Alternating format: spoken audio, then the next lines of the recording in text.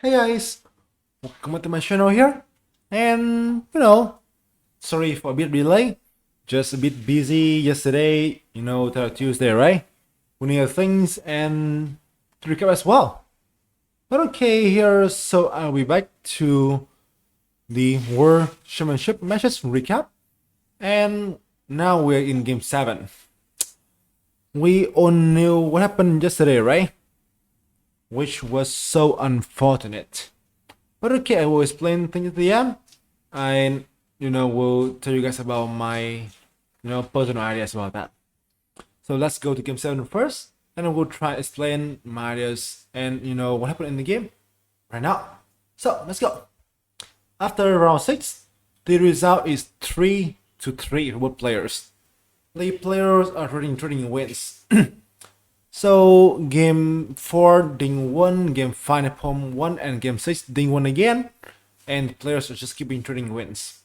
Game 7 Nepomniachtchi was white against Ding was black, and Nepomniachtchi play for as usual. So Ding here, obviously he mainly played e5, right?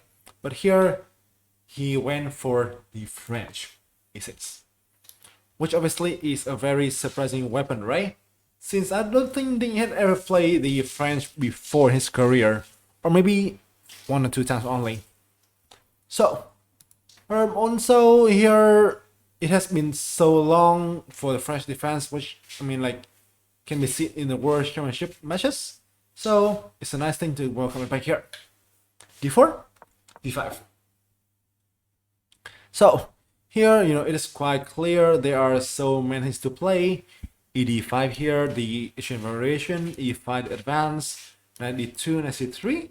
Knight C3 should be the most critical lines, but here Nepomniachtchi decides not to test his opponent in these lines, but he aimed for a small and safe lines, knight D2. C5, yeah, the Tarash, which is obviously the best move. This one is playable as well, but C5 I think is the most, annoying idea here for white. C5, knight G3, CD4, D4, knight F6. Once again, a very common lines. This is also playable too. So text and knight bishop D3 should be, I think, the main line here, I believe. Now here in the game, text, knight to F3. So here, I think the main line is bishop D4 for black. So bishop D2, you play castles, and bishop E2 or C4. I think it should be also around equal only. In the game, so Ding chose bishop 7 here. A relatively safer line, and obviously playable. C4. So here, this move looks a bit like a new thing. I guess I'm thinking here the castles first here, and then maybe like bishop here, or maybe like here, which is already I think are equal. But in the game, looking for this. Text. Castles. We need 2. Should be 7. Should be 3. Okay, so let's spend some time to talk about this portion first. White has the majority on the queen side, while black has the majority in the opposite side. The pawn here may look a bit weak, but it's not easy here for white to find a way to exploit it. For black, the plan can be like queen c7, c5, c4, or maybe like rook d8 and trying to slowly activate his pieces. For white, there are so many plans, like rook d1, c4 can be a plan, or going for the king's attack can also be a plan too. But that is here, I think preparing the typical queen and bishop battery. D7 here in the game, d4, knight f6. This one is also playable, but oops, I don't mean that. That is not playable for sure. This is better, but this one here looks a bit weakening, right? So this one, like rook here for instance, it may be fairly, I think, complicated. Back to the game, queen e4, knight f6, defend pawn a7, queen h4, c5, my sense, g4 with tempo, queen b6, knight e5, queen d8. So here it seems like white can try to go for plenty of things here, I think here there are so many options. First of all, why go for this pawn here by playing bishop g5 for instance, right? I mean that g5 here, rook d4 can solve most of the problems. Knight g4 can also be a thing, but I guess black can just deal with thing with like h5 here. So here, and this one, and I think black should also be completely fine, right? So somehow it's not too clear here how I can try to attack the knight on f6, which weaken the pawn on f7. The portions remains double-edged. Where you want? The rook was brought to the e file, although to be honest, it's not so clear what the rook doing here. g6. This one here is a little, it's also understandable to restrict the bishop scopes here. I feel this is better, g6. This one is a very good move here, which exchange the wise dangerous bishops.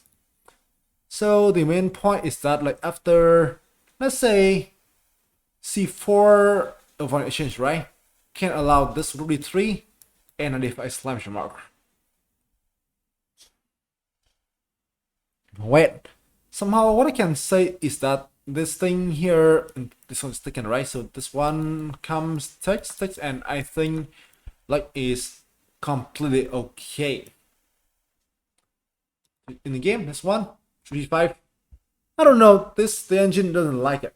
I'm pretty sure engine prefer bishop here to here and then queen h3, but once again, I think black shouldn't be so worried here, I feel. In the game, so bishop g5, b4, obviously good. Queen h3. He can play here, but I don't think the queen can get, the queen can be very dangerous. For instance, knight g4, takes, take care of g2, and it will get very complicated, right? Let's say here, takes, bishop e4, here, and then this one, and I think it should be around, I think, equal, right? Equal here, I guess so. So back to the game, d4, queen h3, queen e7. The queen returns to protect bishop e7, right? Free the knight. I think here this is better, d5 is better. I believe this thread here looks fun. Let's take here, and it can help like to simplify progression, right? Also here, run to knight 4, and this one now helps black to fully equalize the game. In the game, queen here, b3 prevents c4, but the progression is extremely complex, and it's not easy here for both players. In fact, I will show some ideas here that need to be known. This one can be a thing here first. Here, although this is mistakes to the engine, it's not easy to understand why. The ideas here I want to show you, and this is a very good concept to learn, is this one group here, right? And now you got knight 7 exclamation mark. This one is a very annoying threat, which will happen from now till the summer moves. You will see this kind of thing happen plenty of times. You can tell that for sure. So here it's just mid, right? But black can play c4. Takes, and now as you can see here, bishop e2, drop the knight, right? And now you literally, we enter the expressions here when the 3 mana pieces here are just so powerful, especially bishop here. Back to the game, b3, h5, a very strong one here, which offer own kind of threats. If you play here right now, it is obviously equal, right? The knight is going f4 here, and black's position is quite preferable. Bishop here can be also a nice choice, but black can just play, I think, rook to e8. Knight f7 is not a thing here since h4, and suddenly black wins immediately, which is obviously very, very unpredictable. Back to the game. So f4, a double edge move, typical of Nepomniachtchi dynamic style. This is here in the game. I think you can play here bishop g5 too, but it looks a bit dangerous. The knight 4, so I think queen here maybe. So I don't know. That's quite scary, right? This one can be a thing. C4 and G4, and this one looks very scary. So I understand why they didn't try for that. Here in the game, C3, Knight 4, exclamation mark. This is the main ideas of the last move. H4, takes, takes and takes. Black has excellent combination for the exchange. A pawn, active bishops, and mobile pawns on the king side. H4. Here the threat is this one, right? This one. I guess here, so I think best way to play is like, rook d8, which should play in the game. H5 here is wrong due to this, right? Take here, losing and bishop on e5. If not, suddenly the king looks quite weakening. Back to the game, h4 rook d8, e4. Understandable. The idea is to exchange one of the bishops, right? This is always a very important method to deal with the bishop pair of your opponent. Bishop e4. I don't know, here the engine and I think Anashgiri in the commentary boost suggest bishop a6. Part with the h-pawn. Since like here, so the bishop is pretty out. The bishop here kind of prevent attack here as well. And I think the rook here is already kind of misplaced. And I think Black's initiatives here become pretty good. Now it is Black's turn to prove that he's better. So, also I'm pretty sure yesterday Anish also mentioned a game that is super famous that I think I will just try to give it in the box below. The game between Keras and Smyslov in the very famous event, I think Canada's Zurich 1953, when White get the 3 queen and 2 rooks attacking on the h-file, but the bishops defend everything, and Black win there in a very convincing styles. I will just put it later on as well. Okay, here in the game, takes here, takes and d5. Obviously, rook e1 is bad due to, let's say, rook d1, right? And suddenly, Black now can be winning right away. So, rook d5 in the game, rook h4, queen sits here. Take here is just so bad due to rook d1, Like the rook here will be very misplaced. Queen e3, h5. Black had a wonderful progressions. He got adequate combination right here. And the bishop is very, very strong. But now on, the main creator will be the clock. And that's when things become very unfortunate here. g3, bishop 6 here, c4, h4. Ding burn a lot of time on this move. But for me, I think it is not so necessary. Especially it's now move 31, right? Ding only get around 15 minutes here on the clock. So it should be safer to just play for some kind of simple move, trying to wait for move 40 to come, or at least not making some kind of concessions. But I guess it's just somehow easier to give advices, things like that, when you're sitting here, when you're in the playing hall. Plenty of things can happen. Plenty of things can happen, right? Back to the game, h4 takes d2. A step in the wrong directions. The engine suggests this one, bishop e5. And suddenly, Black has some unpleasant pressures. h3 is bad due to bishop h2, and then the rook can invade. If you play rook e2, bishop h2, and then you can see, right? Due to tactics here, Black can steer to a very good endgame for him.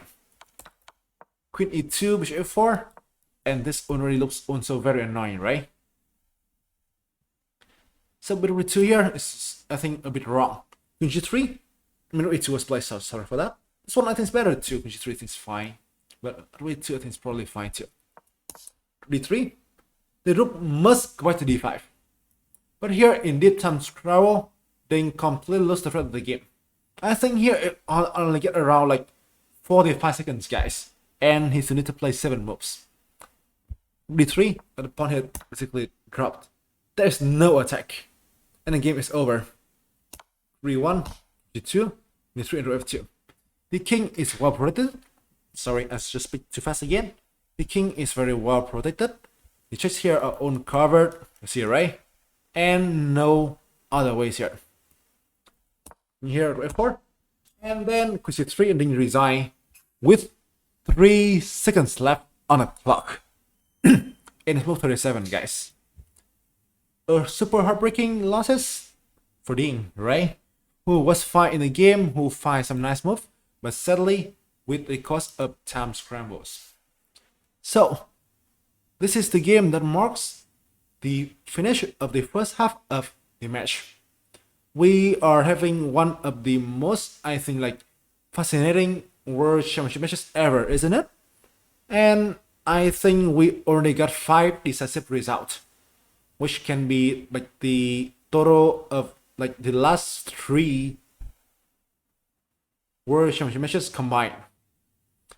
But still, obviously, I think Ding just, you know, although he plays strong just for sure, I'm pretty sure like after this, I mean like before this point, like for like here for instance, I think Ding's play is like 98%, I think around so. But sadly, he just, you know, got into time scramble and he just kind of, you know, was in some pressure himself. I just really hope that, you know, Ding can just find his form back. He will not, you know, be in trouble with time management again, or at least he can enjoy himself. It is quite clear that he doesn't have the fun time and he just kind of get himself in trouble, isn't it? Once again, congrats to Nepomniachtchi, who won the game. Made it to 4-3, and we will see game 8 tomorrow. Best of luck for both players. Me and you guys, I'm pretty sure we all enjoy the match, right? And hopefully we can see some more fascinating rounds. To sum up the whole thing, this should be one of the most dramatic matches ever in the chess history. Once again, see you guys soon, and peace.